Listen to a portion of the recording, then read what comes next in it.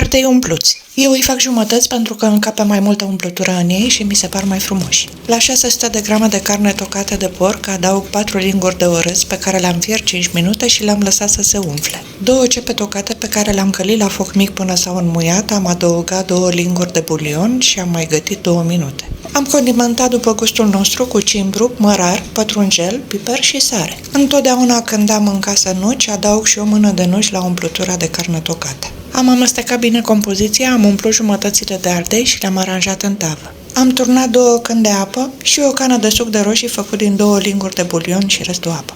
Am acoperit vasul și l-am dat la cuptor la 180 de grade pentru 45 de minute. Am îndepărtat folia și l-am mai lăsat 5 minute în cuptor ca să prindă culoare.